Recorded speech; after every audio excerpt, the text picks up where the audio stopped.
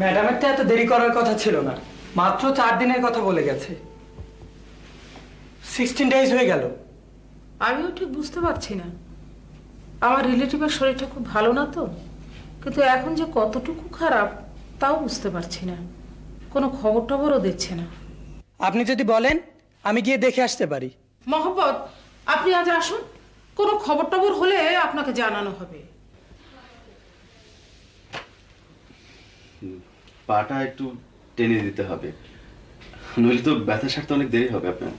আরে আপনি উঠছেন কেন? আপনি শুয়ে থাকুন, আপনি তো সিক। না না, আপনি কেন কষ্ট করবেন? আপনি লালিকে ডাকুন, ওই পারবে। দায়িত্বটা তো আমাদের এখানে, মানে আমাদের এখানে এসেই তো আপনার এত বড় একটা বিপদ ঘটলো। এর চেয়ে আরো বড় বিপদ তো ঘটতে পারতো। ব্যথা এখন কেমন? ব্যান্ডেজ তো বেঁধে দিয়েছেন। যে জায়গায় ব্যথা পেয়েছেন সেখানে মালিশ করে দিতে হবে। না না, দরকার নেই।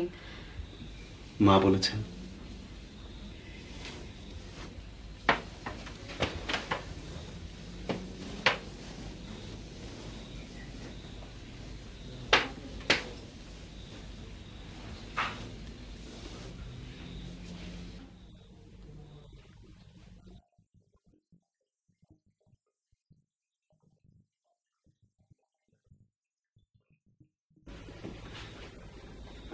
আপনাকে বোধহয় শহরে নিয়ে যাওয়া উচিত।